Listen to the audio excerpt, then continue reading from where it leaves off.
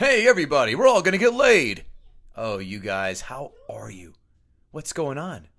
Kevin Goatee here, gutting the sacred cow.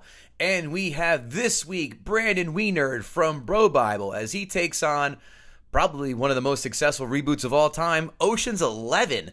That's right, before we get to it, hey, you know the drill. Guttingthesacredcow.com every single day has brand new blog articles as well as our merch shop, hats, bags. It's getting close to hoodie time. Long sleeve shirts are in the store as well. God, I hate saying that when I think about fall coming. God damn it, I hate that. Guttingthesacredcow.com. And listen, follow us on Instagram, please, Gutting the Sacred Cow Podcast, and on YouTube, subscribe there. Without further ado, here's Brandon Wenerd doing Ocean's 11. Gather round, here's what I know. It's just that this cow has got to go. I know some people kinda like it, yeah, it's trending right now. Yeah, that doesn't matter, cause we're gutting the sacred cow. I'll be back. Ha! You didn't think I would say that, did you? You say that in all the movies you're in. Kevin Israel, name that film. Last Action Hero. Yes! Good man. I didn't know if you were going to get that. I was 50-50 on that, with that one on you. I thought you That's another movie I haven't seen in a dog's age. Can I just tell you, which I hate when people say that, so I'm just going to fucking say, I love that film. I loved it when I first saw it. It is so wrongly hated. I love Last Action Hero. People hate it? That was one of the most hated Arnold films, and it bombed in the theater. Too. Really? Maybe I thought it was a very self-aware movie. Thank you. And that's why I thought it was so fucking good. Boy, I loved it. I get sucked right into it every time. Kevin Goatee, Kevin Israel, gutting the sacred cow.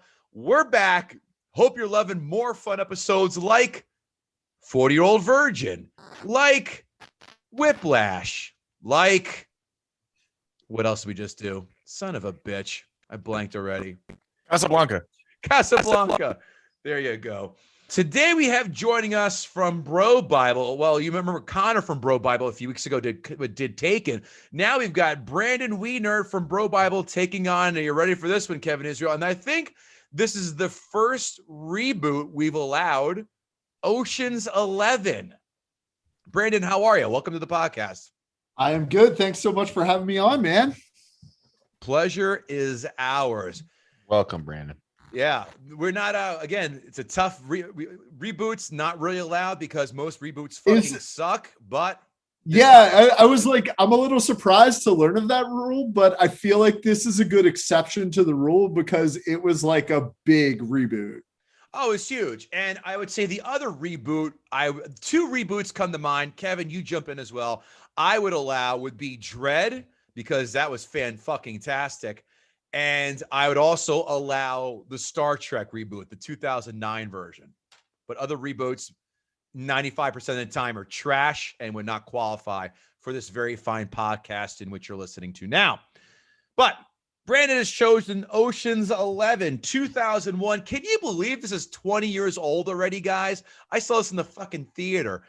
20 years old, 2001. Budget at the time, $85 million. A haul of $450 million. Turn that into 2021 money.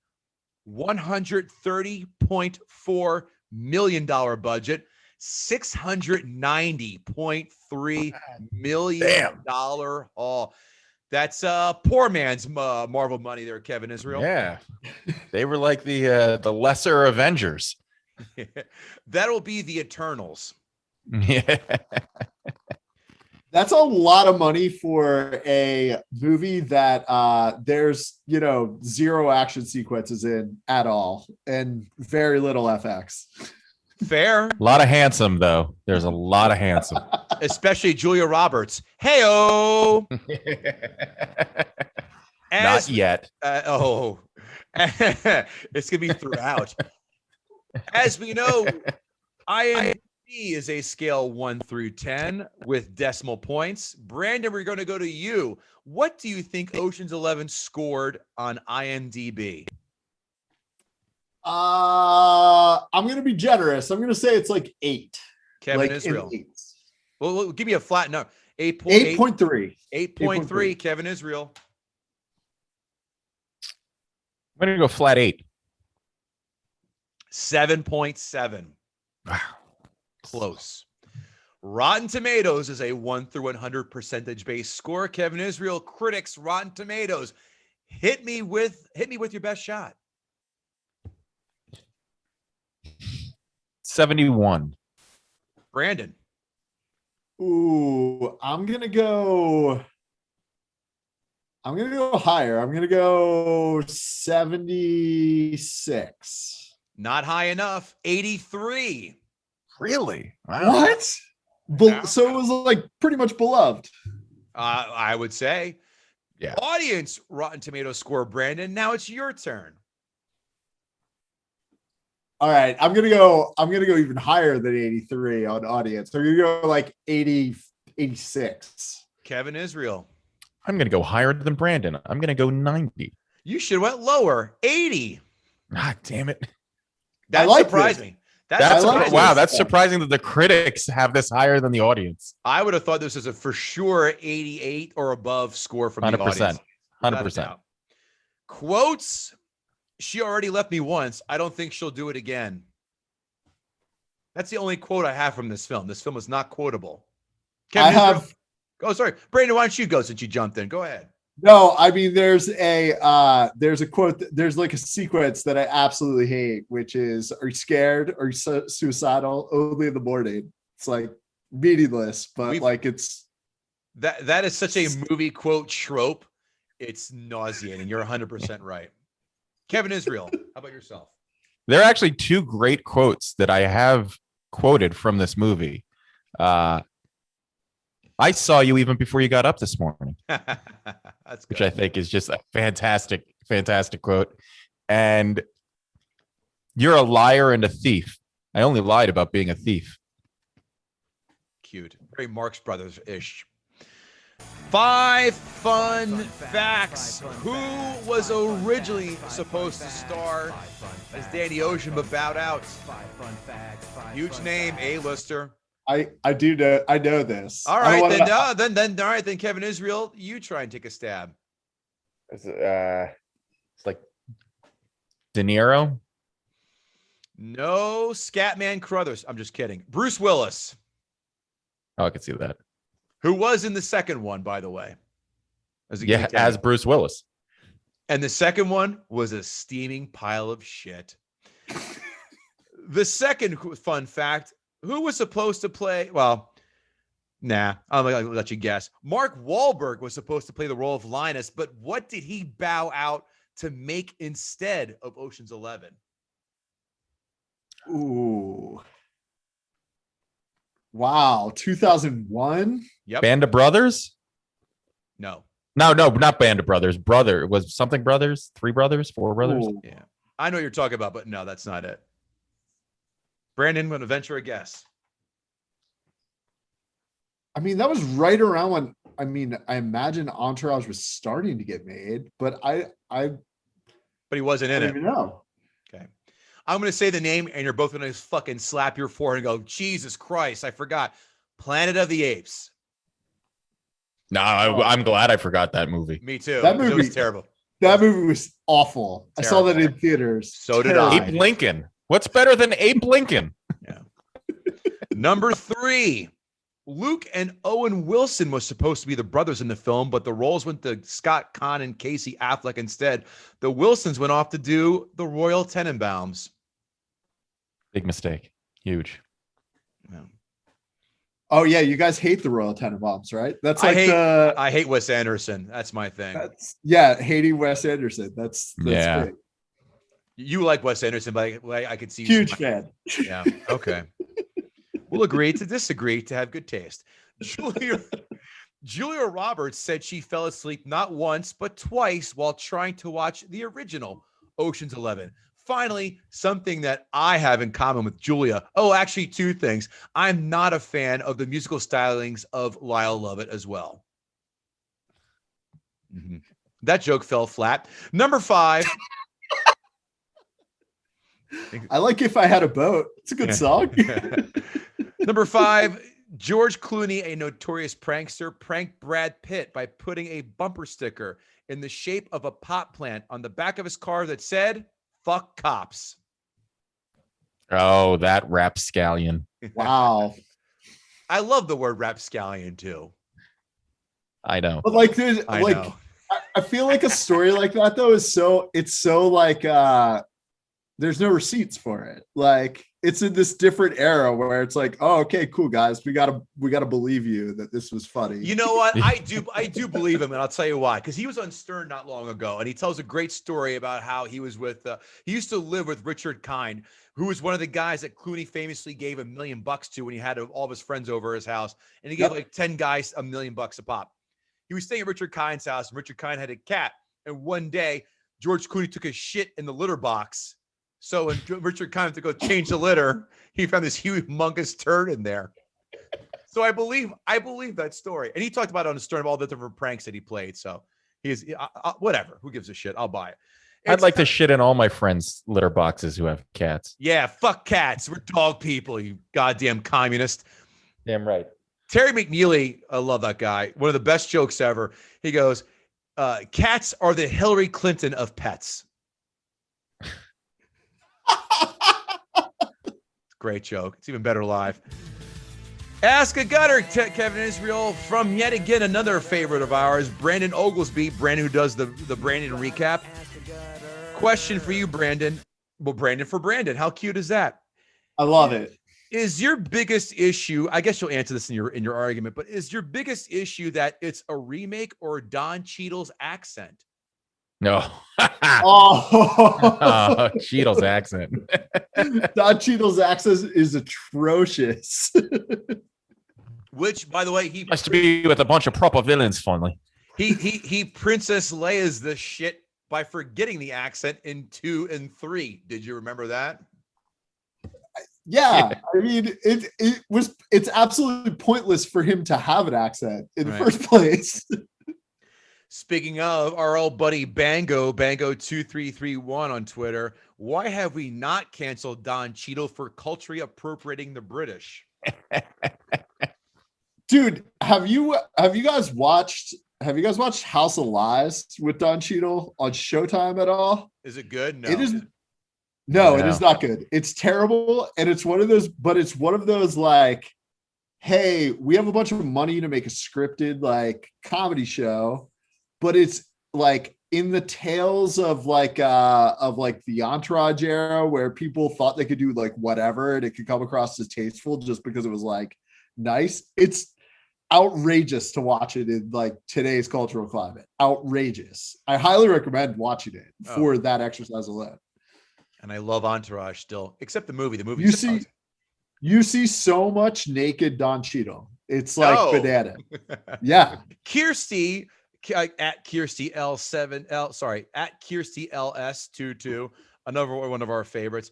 If there was an opportunity to remake Ocean's 11, and the only change were the actors, who is being cast? And I'd say, gosh, without going super crazy, give me like 4 or 5 that you would redo.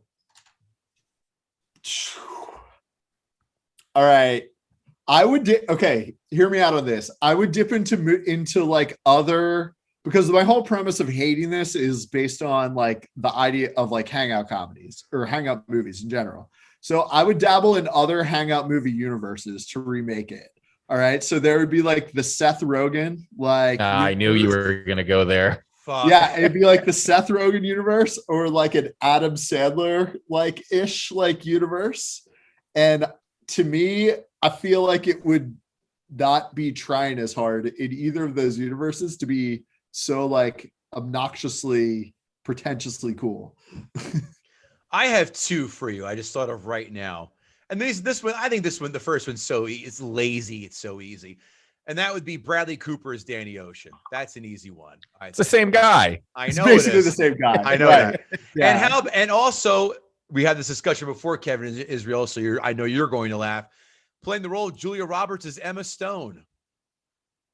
Yeah, I could see that. I mean, that sounds like literally though, like the exact same movie. Yeah, Like well, cute, but not hot. And that's my argument for those two. It's the redhead. same vein. It's like redhead, like vaguely like. See, I would go a completely different direction. I would go like an action movie route and do it almost like the John Cena as Linus. Got it. Yeah, well, I mean, he basically is, but Stallone or Schwarzenegger is one of the guys. Like, turn it into an action movie as opposed to this subtly cool heist movie. You know what? I agree. Let's make it different. Let's have the Elliot Gould role played by Cedric the Entertainer. But there goes all the Jewish references, which were such a lore of this film. Kevin Israel, I think it's time to let Brandon do what everyone else is trying to do on this fun podcast, and that is gut the sacred cow. Oh, we don't cheer? You can. We're definitely not opposed to cheering. All right. So is this where I get to go off? All as long as you want. Have at it. Okay. So the reason why I chose this, I chose Ocean's 11 is because I deeply enjoyed Army of the Dead. The net with Zack Snyder, Netflix, etc. And like a total dork, watched his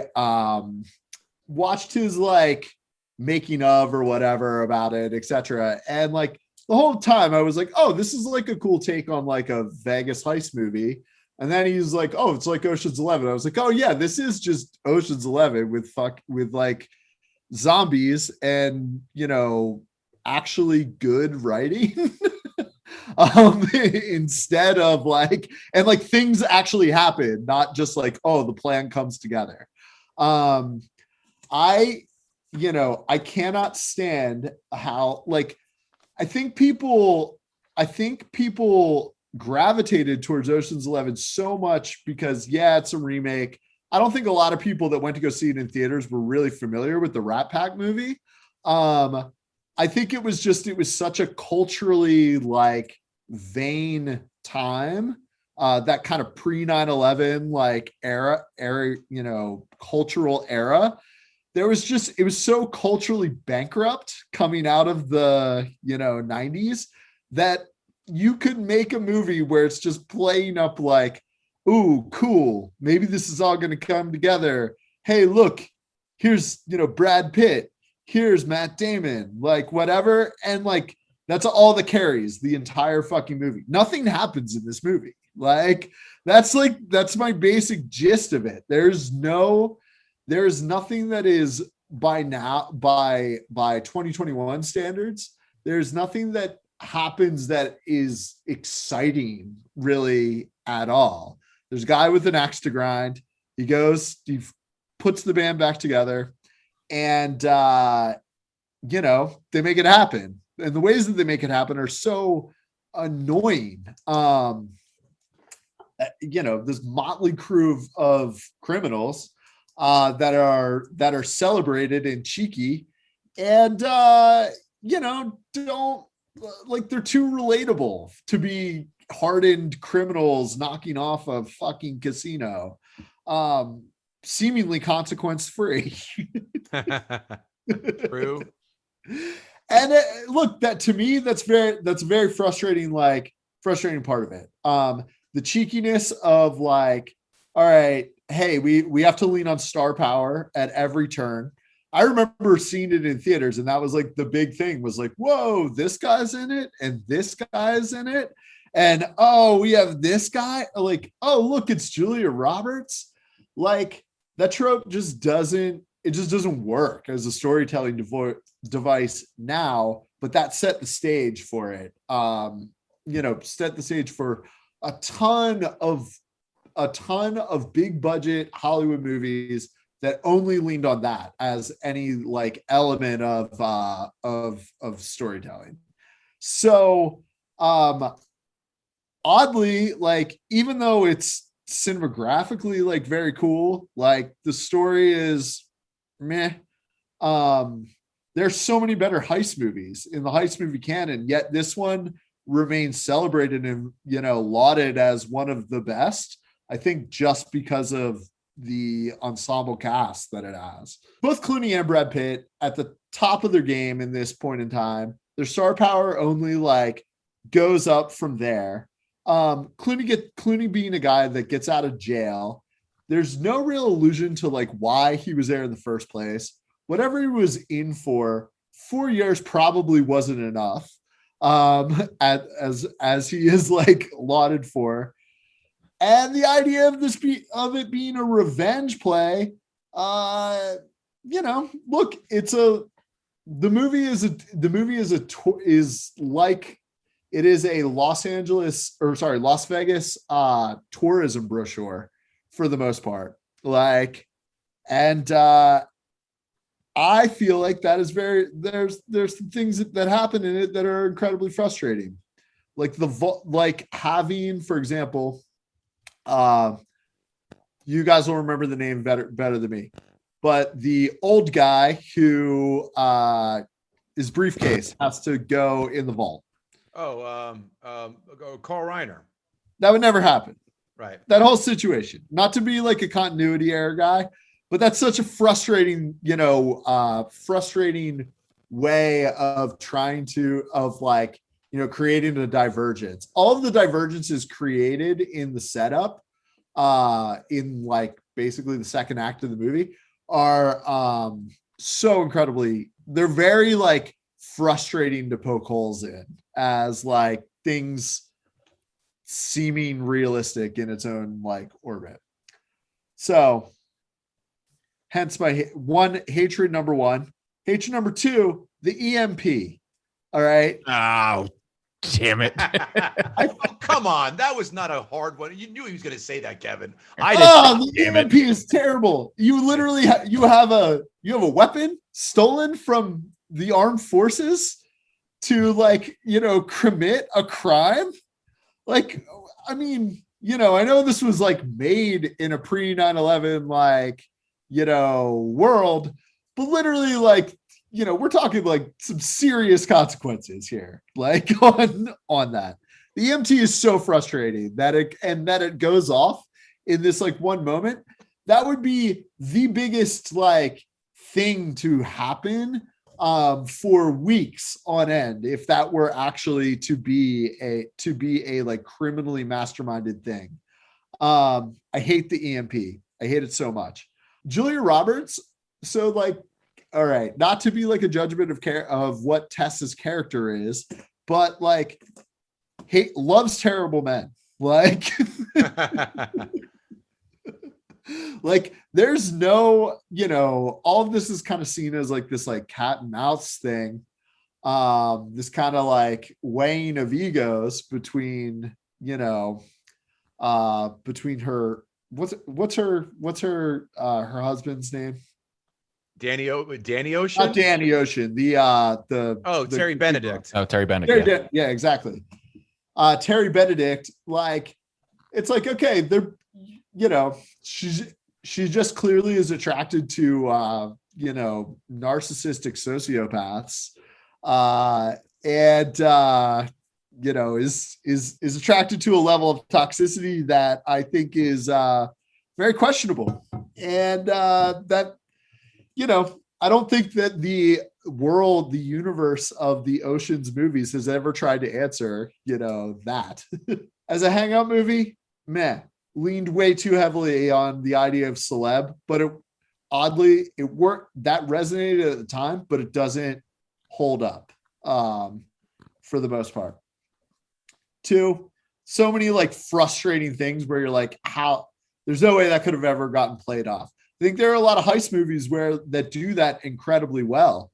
The one that I can think of that to me did like stands up better is like Inside Man. and Good the one. taking of like Pelham 1, 2, 3. Both good movies. Yep. Yeah, even Thomas Crown Affair, I think, does like a really good job of it too.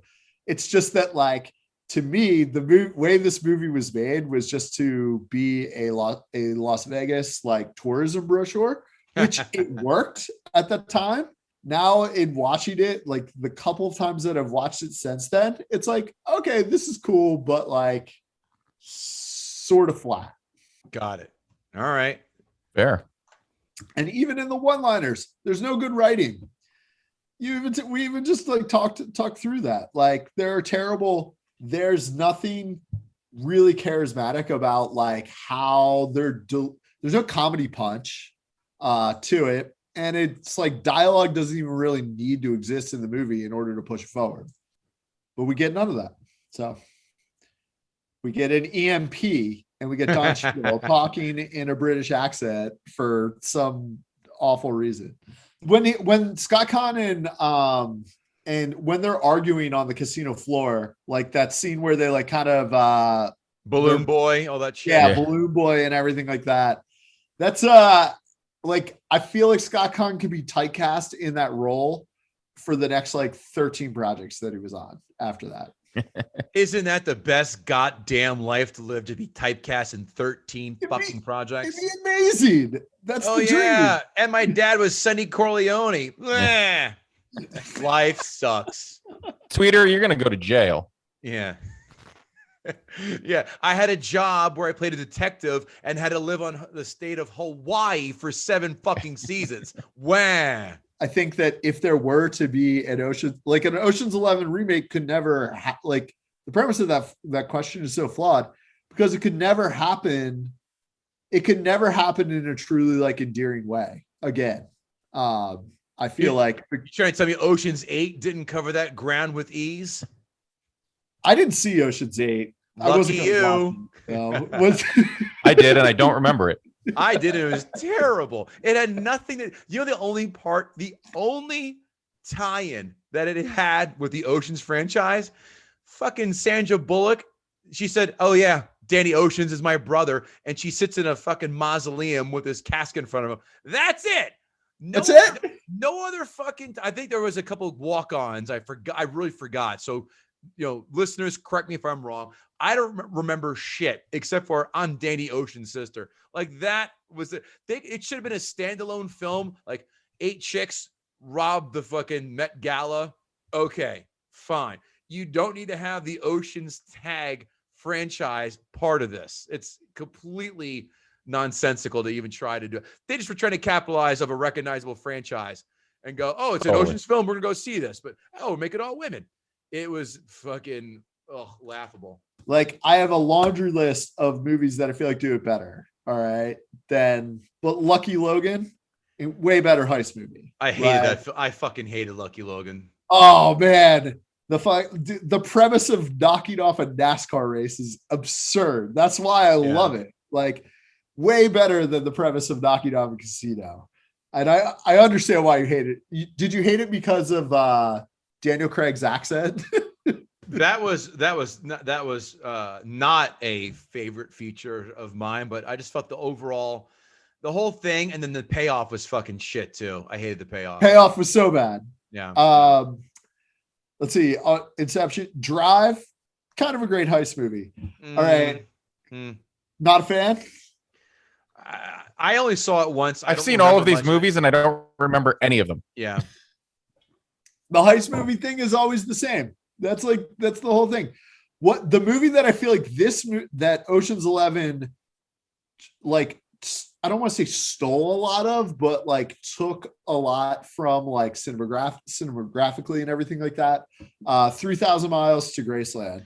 Terrible movie, but I feel like it like tried to align itself with that for how it was going to push like the Vegas movie forward. Sure. My position is closed. Ocean's 11. Overrated. Give me a number 1 to 10. What did you think? When I saw it, okay. Can I give you 2 numbers? One. Nope, you can give me 1 number like I asked for.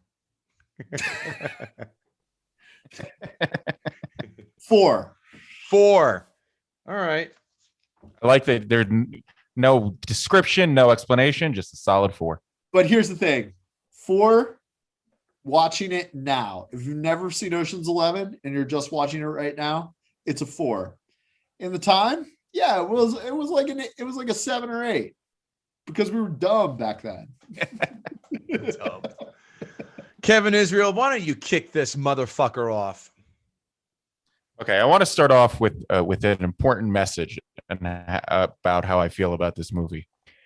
I love Don Cheadle in this movie because I hate when British people get cast to play Americans. It drives me so crazy and makes me so angry that I think I'm actually starting to hate British people because of it. There's millions of great American actors out there that are either working or desperate to work. And every time one of these goddamn Brits gets cast to play an American, it drives me fucking bananas. And I loved Henry Cavill as Superman. And I still know that there was some American guy out there who could have played Superman. So watching Don Cheadle, the most non-British guy in the world, just crap up a British accent for no apparent reason. Like, the character didn't even need to be British. There was no reason. He could have just been Don Cheadle, but they made him British and he did it so badly. And I hope British people watched it and they died a little inside, because it gives me a little feeling of vindication for every time I watch fucking Charlie Hunnam try to pretend he's American by saying, "What do you mean, mother? You're not from California, you blonde prick." Anyway.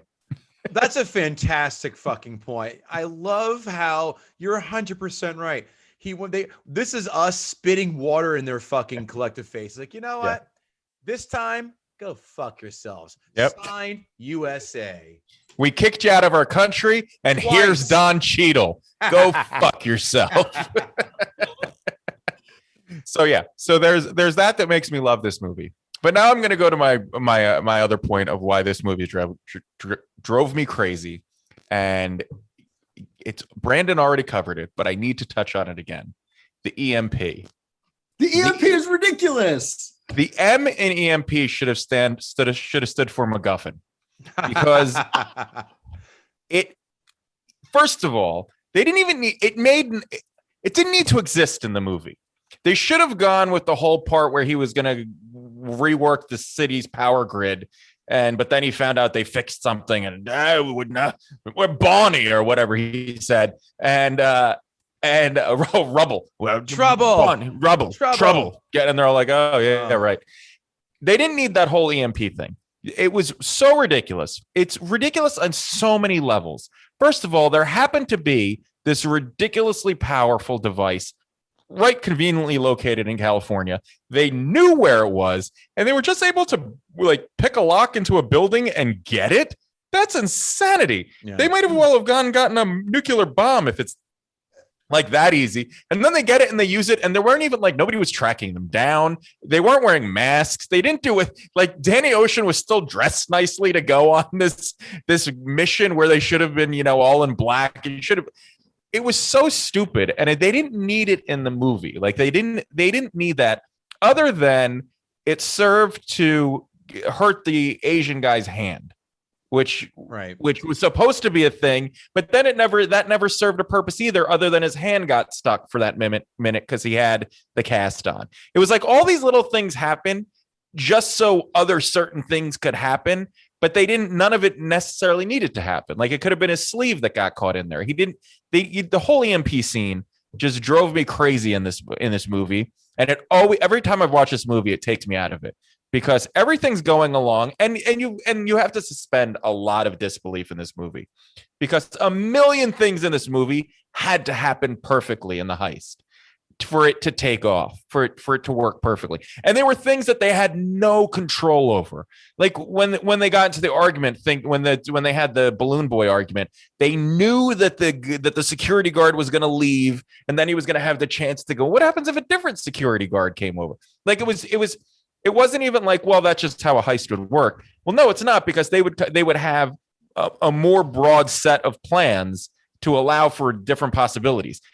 But their plan was so specific that if one of these tiny things didn't work out, it all would have gone to shit and they would have, either been arrested or not gotten the money, or God forbid, George Clooney to get Julia Roberts back. But so the whole narrative behind the heist drove me crazy. And I get that you don't necessarily want to nitpick one of these heist movies because you're just supposed to kind of go with it. But it was too thin. All of the little things that had to happen perfectly were too thin. I will go to Scott Conn and Casey Affleck. I really liked their characters, and I'll get my plug in that Scott Conn should be Wolverine, just because I like getting that in there when I can. And I still think he could be Wolverine because he's the right height and he has the right build and he can act. But I like their characters. Their characters really, again, it was weird because when they were going through all their little assignments for what these people are, they go, oh, well, we need some drivers. They drove once. They drove the van to get the EMP. They never drove anything else after that. Casey Affleck controls the radio-controlled car. But you think that there's going to be like this big driving scene where they're going to be like chasing around town in Las Vegas. And you never get that. You never get that from them. All they should have been the actors or whatever they called them, because they played 90 different characters. They were in that casino at least 8 times as different characters. And you're telling me nobody watching the security tapes ever were like, those are the same guys. That the balloon guy is the same guy as his security guards, or is the same guy as. But it was just so weird that they cast them as the drivers when they were actually just playing. They were supposed to kind of be multifaceted actors, I guess. And it's almost the same thing with Matt Damon's character, Linus, because you see him like picking pockets and doing all that, but he never does any of that in the movie. He's just this kid that they're kind of dragging along with them, but his actual skills in being a thief serve no purpose in this movie. He doesn't actually do anything to use those skills. The character that I love the most in this movie is Bernie Mac. I love Bernie Mac in this movie. Yeah, I think he's fantastic in this movie. I love almost every scene he's in. The scene buying the vans is magnificent, where he's talking about the lotion and he's slowly squeezing his hand. I will say this, and I don't know, and I never thought about it before, but watching the scene now, I'm like, why would the guy have sold him the car? Like, you're crushing my hand, so I'm going to give you the vans for cheaper? That doesn't make any sense. I'm going to call the police. I'm not going to give you a deal. But it's still a great scene, and then a scene later with Matt Damon where they get into the whole argument in the questioning room in the casino. He's just great in this, and he's just Bernie Mac. He's just Bernie Mac in this movie, and it's just really fun to see because he almost felt like he didn't belong in this movie, like the character he was being, or himself. But I love every scene that he was in. I thought was fantastic. George Clooney and Brad Pitt, and I love Brad Pitt. I adore Brad Pitt in so many things that he does, and I think that he's so much more than just a pretty face. And I mean, he is a magnificently pretty face, but in this movie, he's literally just a pretty face. He has no real personality. They were like, you know what? You're kind of boring. Why don't you eat all the time? Just always be eating. And he does succeed in making shrimp cocktail eating look kind of cool. Wait, time out 1 second. As one of the fun facts, that was Brad Pitt's decision to be eating the entire time. Oh, was it? Yeah. You know what? I think to show how unflappable that Rusty is. Yeah. Yeah. That makes sense. But other than that, his character is kind of blah. And so is and Danny Ocean is also kind of blah. Like there's nothing specifically that almost differentiates them. And they're just both 2 good looking guys who kind of everything just sort of works out for them. And that's it. The person that must create the biggest fury among any group is Julia Roberts must drive feminists crazy in this movie, because her character is nothing more than a pawn to be used by these 2 guys, as Brandon says, 2 sociopaths who, which is a great analysis of both of them. She's just this thing that they both want, and she's just like, okay. And then when she goes back to Danny, at the end when she goes back to him, why did she fall back in love with him? What happened at that moment? I can see why she hates Benedict, because she saw what he really is. George Clooney he was still a thief and a liar, and he was a thief and a liar again after he said he wasn't going to do that again. So she should have. I would have liked the movie better if she like left him, and then when he went to get, if she left Benedict, and then when Clooney went to get her or whatever, she was just like, "You haven't changed. I don't want to be with." Like that would have been a little more authentic, and it would have given her character a little more substance. But she's just like, "Oh, I'm in love." Like, and then she shows up at prison to pick him up after she never went to visit him in the first place, when he's still the same person. He didn't evolve. He didn't change from whoever he was when he was.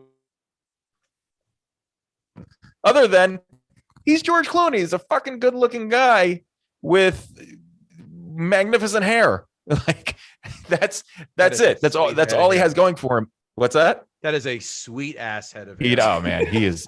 Even with the beard, even in the beginning when he was supposed to look like shit, it's still like he's still gorgeous. Like stop it. You can't make him look like shit. I did also like, just because we just did Casablanca, I did like there's a little nod where he goes, of all the gin joints. Oh. Yes, I love getting it. There are Ocean. The movie does reference a lot of different movies. There are like a lot of like weird little nods. One that is like, so apparently the guy that's selling the van is in the Bernie Mac van scene. That's the same guy that kicks like the cheat's ass in Casino. Charlie M. You held out 3 fucking days for Charlie fucking M. Yeah. Nice. So, and I will further, one of the greatest lies that Hollywood ever pulled on the public at large. I know what you're going to say already. On us. I know you're going to say. Is that Julia Roberts is gorgeous. Yep. Listen, she's a pretty lady. She's not this gorgeous, stunning, stop my breath. Linus is going to be like, this is my favorite part of the day when she walks. Even when she came walking down, she was wearing this kind of like, conservative pantsuit or skirt suit. And she looks okay. Like she looks okay. She's not this stunning. Even in Pretty Woman, she wasn't this like gorgeous. And I feel like we just keep getting lied to by Hollywood. And nobody has the balls to stand up and be like, no, there's more beautiful. I have your answer. She's attractive enough where some people think she's a smoke show, but she's not. But she's not also obscenely attractive where women will be in the theater going, "Oh, fuck her!" Like, no, you're right. Salma Hayek, Denise Richards, not Catherine Zeta-Jones. Right? Yeah, 100%. And I'll tell you what, I watched it with my wife last night, and my wife she came down when that scene happened. When Linus was like, "Oh, this is my favorite part of the day," and I was like, "Come on, she's not that person. Like she's not. She's a good actress. She's good enough looking." And my wife was like, "She's beautiful." And I was like, it's almost like Soylent Green. Like nobody knows what they're eating. They're just being fed this shit from Hollywood. And we're just like, "Yep, she's beautiful." And it drives me bananas because of Pretty Woman. After that movie, we were constantly, and I think it's just because the name was Pretty Woman. We were all like, she's the iconic woman that we're all trying to achieve. And it angers me so much. And it wouldn't even bother me if that scene didn't happen, where he was like, "Oh my God, she's so," because it's just like, all right. And it's almost like Julia Roberts' Rider when she stars in a movie somewhere, her agent's like, "You have to refer to how beautiful she is," and somebody has to trip over themselves and get hit by a car when they're staring at her, because that's just what Miss Roberts. The question would be from now on: have you ever jerked off to Julia Roberts? And if you say yes, you're a liar. Doesn't she play a prominent part in the sequel? I feel like I've seen she's secondary. The whole group is, well, that's not Julia. That's not Julia. That's not Julia. She's pregnant too, and they're trying to get her past to get her inside and all that. It's almost kind of Marx Brothers-ish again. There you go. Does her involvement in the Oceans universe like end after? Yes, after that? She's not in 13. Yeah. I don't even remember. So it was just like, okay, cool. Like, get in the bag to do this terrible movie, and and then move on. And there were a couple more points in the movie that made no sense when they put Danny in the room and he's got to get beaten up by the guy who he already knows, and he planned ahead of time that he was the guy that was going to come beat him up because he knew Terry Benedict would call that exact guy. When he had two huge no-neck henchmen standing outside, either of whom could have done a fine job beating the shit out of Danny Ocean, but they had to call this biker guy in. Why did that need to happen? Like, why did he call that guy? Why was that guy? Why couldn't you have had Vinny or Dino beat up fucking Danny? That was also just a point where that was also one of those points where it was like, so he knew that he was going to call this guy and that guy was going to give him time. And by the way, that guy was in there just pretending to beat somebody up for probably 20 minutes. And wasn't worried that one of those guys was going to check in and be like, "Hey, don't kill him," or something like that. I like how you say Vinny or Dino. Why could it be Mitch or Saul? Huh? Because I don't like Italians. Clearly, the British and the Italians, screw them all. Well, to that point, though, and there was another point where Don Cheadle was talking, and I have to. Oh, sorry. I don't mean to interject, but I want to back off that real quick. Danny Ocean's whole thing, though, is that he's kind of like the guy that, like, in like sort of a greasy way, knows everyone. For example, the security guy, when they steal like the blueprints for the casino, like it's like a dude that he just like randomly, the elements of his criminal underground. See, well, I'm going to disagree.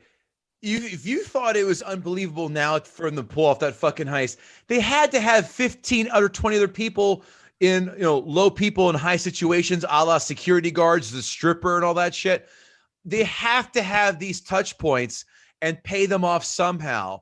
Otherwise, it's going to be an even bigger. That doesn't happen. So I buy that he's paying off the night watchman, the stripper, whomever. In 13, they get more into it as well. Some of the bribery of some of the other characters. I buy that.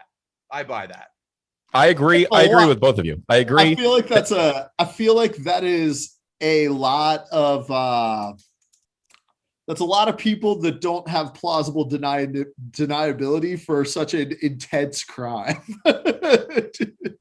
So I covered the pinch and and by the way, it was $14.8 million that they each got, not 13. I don't know why the math was so hard for them to work out, but it was 163 some odd $1 million and they each got 14. And then at the end, they were like, we each get $13 million. Well, I would want my extra $1.8 million. Thank you very much. Well, there you go. Wait, hold on. Back up to my point.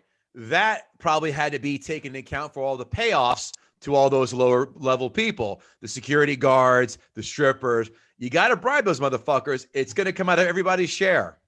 And you know what? That's fair. And I would have respected it if they actually said at some point, well, why don't we get 14? Well, we got to pay off all these. And to go back to your point, Kev, that yes, you're right. They would have obviously needed to pay off all these people. But in that scene in the beginning where they're getting the plans and then the one guy's like, oh, what's going, the security guard.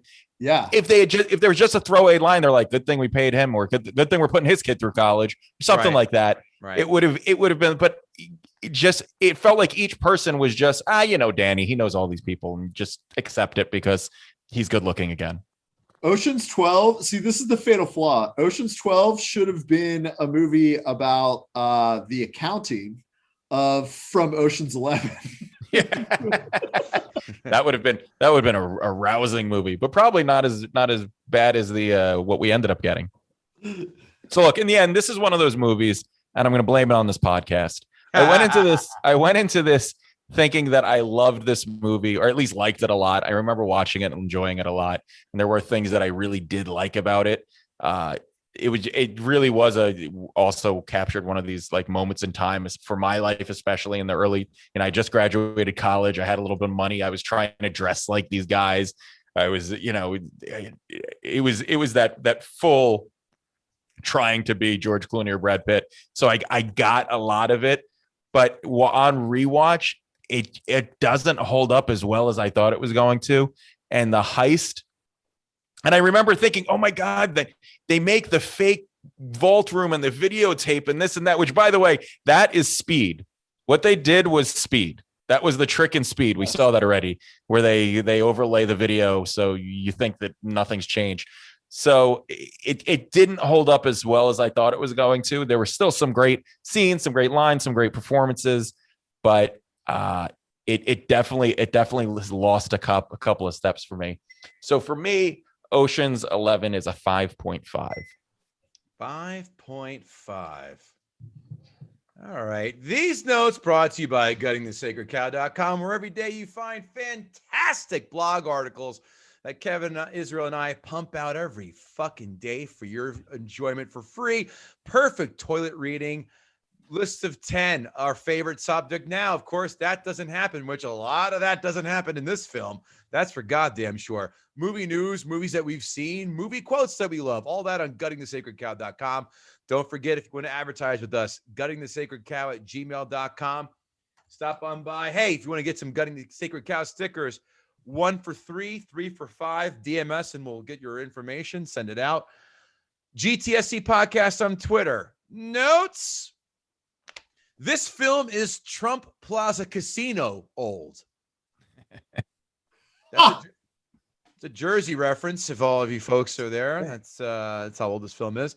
I know this film is PG-13, but motherfucker, not enough Bernie Mac for my taste. And when you do have him, he's too leashed. That man is a thoroughbred, and he should be let loose to run as fast and as far as he wants to. Amen. I know there are 10 other people in this film, but Bernie Mac is the true tour de force and talent in this film. I feel Scott Conn and Seth Green are of the same height and have the same level of douchiness. I have zero proof to back this up, but my gut says so, and my gut is rarely wrong. Both are 5'4", both act like they're 6'5". How about that? Short kings. In fairness, Scott Conn does look like he could fuck somebody up, though. Yeah, and Seth Green does not. I'll take Seth Green does not, yeah. There have been maybe 5 business proposals above board that were heard at a dog track. Maybe 5. Thank you. Kevin Israel, Elliot Gould is more Jewy than Charles Foster Kane's right-hand man.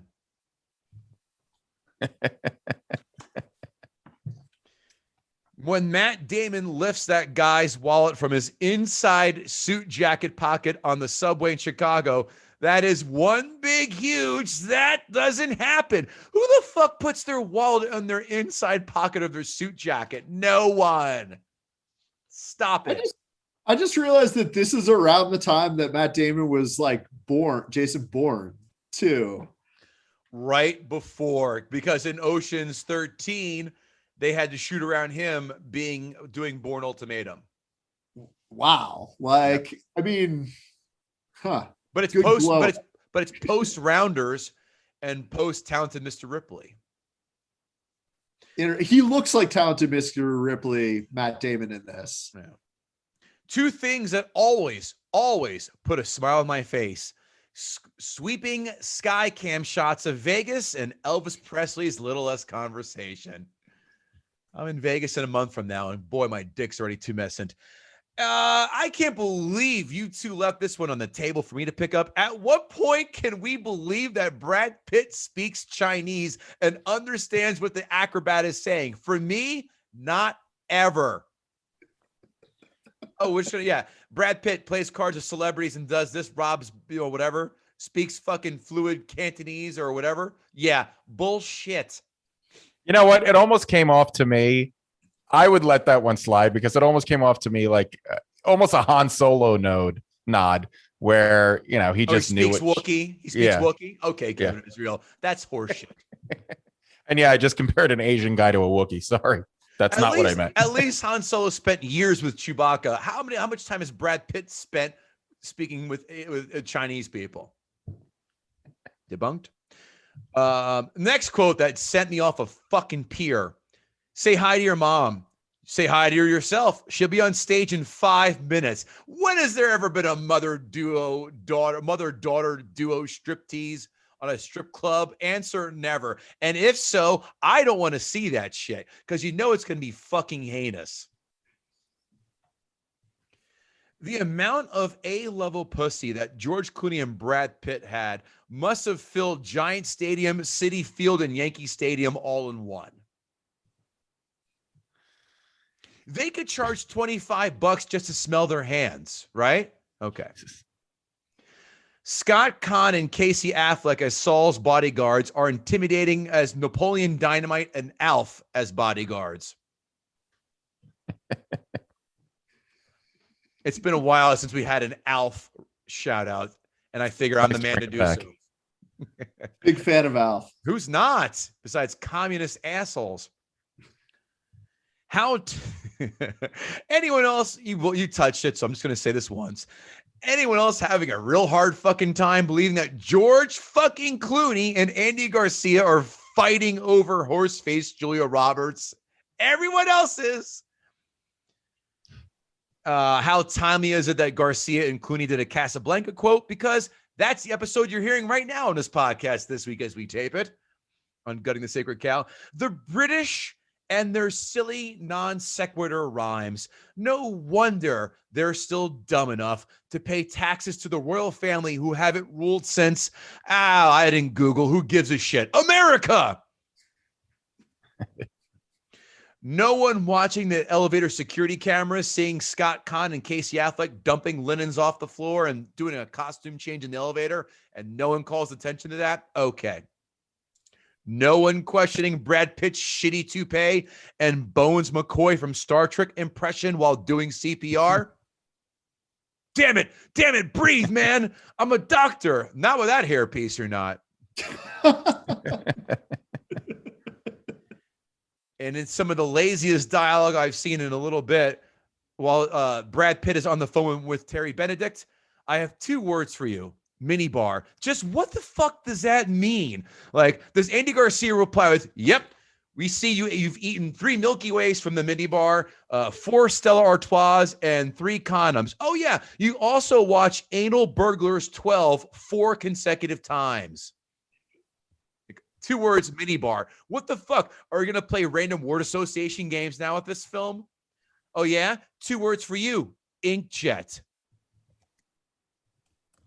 Why are Matt Damon and George Clooney dressed like they're in a sci-fi gay porno while breaking into the vault?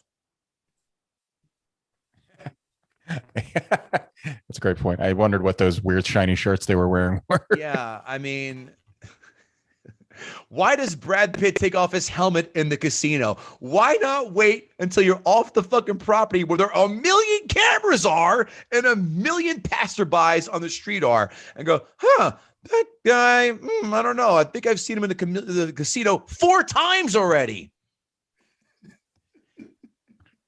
In summary, this is mindless fun. I like it. But I prefer Ocean's 13 over all of them. How about that? Because Al Pacino's a casino boss. I don't know what it is. I loved it. I'm half in on the remote test for you, Brandon. By the way, the remote test, if you at whatever point you happen to stumble upon this film on cable, you drop the remote and go, yep. Depends on the scene for me. Some scenes I'm like, yeah, I'll watch this again. But I'm not dying on the hill for this film. I get all the arguments. It's truly empty calories / cotton candy / whatever axiom you want to insert. I get it. And look, and I'm surprised none of you touched on this as well. This blows away the original. If you've ever sat through the one with Sammy Davis Jr. and fucking Sinatra and Dean Martin, if you haven't, here's what it is. 2.5 hours of them serenading each other and trying to show a dick measuring contest of who can sing more while having a heist take place in the very waning moments of the film. That film fucking stinks. And that's one I highly endorse that they did a reboot on because the original is terrible. Oh, by the way, the only thing missing from Ocean's 11 was George Clooney lighting a cigar in the very end going, I love it when a plan comes together. Because this was a perfect collection. Should have been Ocean's 11. 11 things that had 1,000,000 to 1 chances of having at the exact perfect time to make a perfect heist happen. All this shit, you're like, okay. Again, suspend disbelief, fine. But again, Mindless cotton candy. I'm okay with it. Not dying on the hill. 6.5 out of 10. Oh, generous. I prefer Ocean's 13. I'm going to get shit for that. I don't care. 12 is terrible. 12 is fucking garbage. But I love me Ocean's 13. I love Ellen Barkin in it. I love Al Pacino in it. And that brings Andy Garcia back, right? It does. It does. He's back, and Yeah. the twist in the end with him is Yeah. kind of cool. I like 13. 6.5 out of 10. All right. Critics 5-star reviews. 5-star reviews. Quite possibly one of the best remakes ever made. 5-star reviews. That is true. How many remakes are there that surpass the original? We've talked about 2 of them already that would allow in this podcast. 3, I should say. The second second remake of Planet of the Apes with James Franco is pretty goddamn good. I don't even. That wasn't a remake though. No? It was like a prequel. They were Okay. prequels. Fair. Combining with enough star wattage to rival the lights of Vegas, the writing talents of Ted Griffin and Soderbergh's incredible directorial and cinematographic gifts, I don't know, whatever. You've got yourself a winner that will stand the test of time. In the douchiest comment I've seen today, one of the great dessert courses in contemporary cinema. What? One of the greatest dessert courses in contemporary cinema. Like does that mean? tiramisu? It's like the tiramisu of movies. Yeah. Is this the fucking chocolate mousse? What's the entree then? Fucking heat. I don't know about that. Someone wrote that review while very hungry. Grubhub's almost here. Got to finish up. Soderbergh's most commercial film to date is a star-driven, semi-successful. It made fuck you money. Slightly better remake of the 1960 original feature. That's a lie. The original is trash. Critics 1-star. Critics 1-star reviews. Critics I left 1-star feeling reviews. like I went to the All-Star game and only got to see them shoot free throws. Okay, so I speak sports too, but I don't. What do you think? The stars didn't have the chance to shine when all the cards have been turned over. Oh, here come the Vegas puns. Nothing seems more at stake in this movie. Has the feel of a put on. It put me off. These last 2 are fucking doozies. Whatever you do, don't pay attention. You know what? That had to be a typo. He had to mean whatever you do, don't not pay attention. It's like that line in Brain Donors, a film that I love that no one else has seen. Miss, these seats are dreadful. They're facing the stage. Like that kind of line. Highly recommend all of you. I know. I've been meaning to watch it. It's one of the greatest films no one's seen. A landfill of toxic star personas and auteur laziness. Oh, shut up. Word soup, and let me throw a French word in there with a little buzz behind it, just to show that landfill. I read Variety magazine 3 times. It's a Fuck landfill. you. Amazon 5-star reviews. 5-star reviews. There are a number of starts: George Clooney, Brad Pitt, Julia Roberts, Andy Garcia, Matt Damon. Actors performed it outstanding. It is teamwork. All of them so nice fitted together that every scene is perceived naturally. There are 2 cameos: heavyweight champions Lennox Lewis and Vladimir Klitschko. Signed, Don King. I love this film with its quick wit, abstract plot, and twist that you would not expect. The acting was so good as well. I don't want to reveal anything that happens, but the premise is George Clooney and Brad Pitt are trying to gather people and perform a heist on a major casino. And of course, there's a girl involved, smiley face. It was so worth the money to rent, and it caught me off guard in the end. I can't wait to see the next 2 and would heartily recommend this movie to anyone who likes action. Okay. Yeah. Action. Yeah. Hold on. A complex plot that makes you think and quick, hard to catch wit. Go see it. Signed, President of the Larry the Cable Guy fan club. What a fucking dolt. A complex plot. Wait. Wait till they see Tenet. Then their head will shoot right off their shoulders in disappointment. Next one. Ocean's 11 makes a deal with you. It asks you to promise not to notice the plot holes and inconsequentiality that runs throughout its labyrinth narrative. In return, it offers more star wattage in one sitting than 5 other blockbusters combined. For the most part, I'd say it's a fair trade. For the most part, the film doesn't live up to the deal in several ways. First, we get some pretty silly casting choices. Matt Damon is a complete waste. Didn't he write Good Will Hunting to get out of playing underwritten cardboard parts like this? Julia Roberts, she's called Tess, as in Tess Trueheart. You must be joking. Is not in the least sexy, desirable, or tough enough to be caught in a love triangle with 2 very vital men. Gould couldn't look tackier. Bushels of gold chains complete with an abundant fur for space on his exposed chest. But he chomps on his cigar and delivers his lines with the gusto of a true pro. Oh, and check out the aw shucks fountain ending he tacks on. Blech.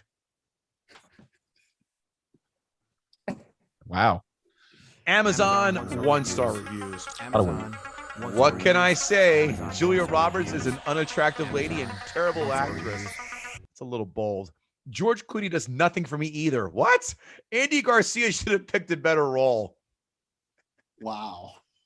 The hero of that statement was Andy Garcia. Did Andy Garcia write that? No, signed Andy Garcia's mom. No, actually, signed Andy Garcia's dead conjoined twin. He was a conjoined twin for all you folks who did not understand that joke. Was he really? He was. Wow, that's wild. That's true. His conjoined twin, obviously. Well, Ocean's 12 was better. Ocean's 11? Oh, we don't talk about that. Like Fight Club? Okay. Decided I didn't like watching a movie that glorified crime. Signed, Martin Scorsese.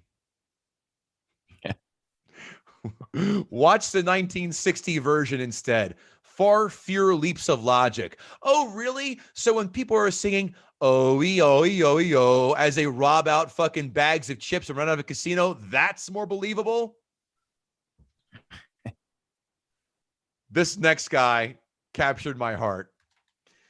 This really happened exactly like this. I know a guy that worked in a casino. What?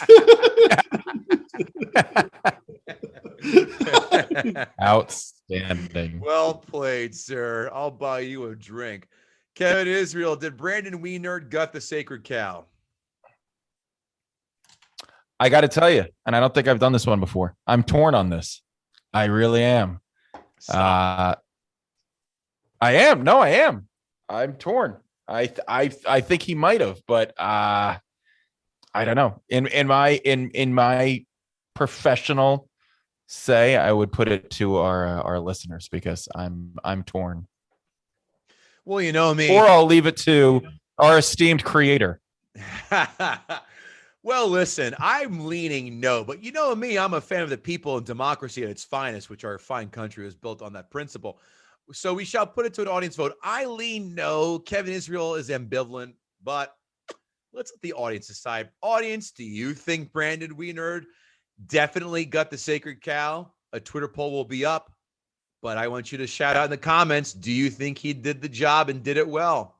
So audience, it's up to you. To the people. Listen, that's how we roll in these parts. Brandon, again, what are you up to? Where can we find you? Talk to me, Goose. Brobible.com. Check it out. Read it. Share it. That's it. That's Live it. Know it. Love it. We just had an interview drop today with Matt Damon. How timely. Oh, shit. That's amazing. Which is like the first that we've ever gotten anywhere. Not sure. We had one with Matthew McConaughey earlier this year, but Matt Damon's like, I don't know. That seems like a big deal. Matt, that's a huge deal. Matt, are you tired defending Harvey Weinstein in all of your postings? That's my first Did he question. do that? That's terrible. Him and Affleck were kind of like defending him to some like less degree.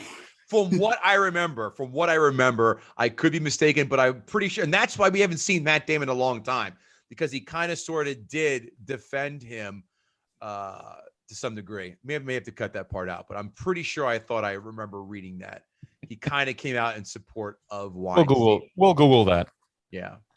He was just, I think the reason we talked to him was around this like Stillwater movie.